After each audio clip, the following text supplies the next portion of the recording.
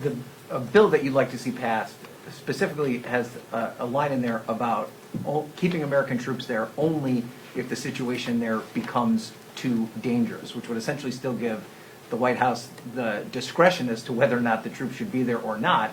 And couldn't you make the argument that the situation there is already too dangerous? So does that bill effectively achieve the goal that you want of keeping troops there beyond the 31st deadline? Look, the way we want troops to be there is to make sure Americans get back safely and that the troops are safe. The number of troops that you bring to bring safety, prior to the Biden administration, you only had 2,500 troops there. You had Bagram Air Force Base. You had 18 months of not one casualty. He actually has more troops on the ground today, and he has the most casualties that's happened in the last decade. Instead of allowing the State Department to run this, I'd allow the military to run it. What does it take to get them out safely, and what does it take to do it with American men and women and not the Taliban? There's no other answer that could be. Yes, Jake. Yeah. Just to clear this up, because on whatever day you did your press conference this week, you said you believed the U.S. should have a permanent force in Afghanistan. When I asked you that, you no longer. I would have checked and maintained the Bagram Air Force Base. Why? Because the proximity to the region it is in, from Russia, from China, from Pakistan, the ability when the president tells me to look over the horizon. How can you look over the horizon if you don't have the opportunity? I believe we could have maintained it safely. We've just gone 18 months with no casualties, that we could have maintained 2 runways. It's only 30 nautical miles from Kabul. And I think it gave us an opportunity for in the future to maintain peace and others. And yes. One more question.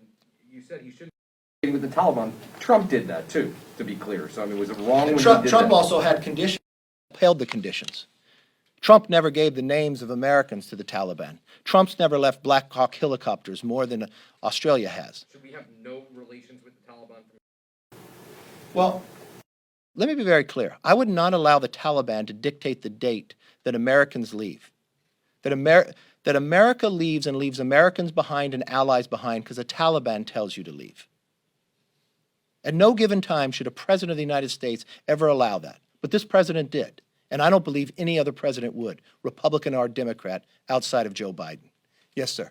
Given that experts, some have said that the perimeter around the airport needs to be extended, then would you be in favor of, if the military said we need more people on the ground there, to having more military on the ground there? If the military says it makes, yes, I would.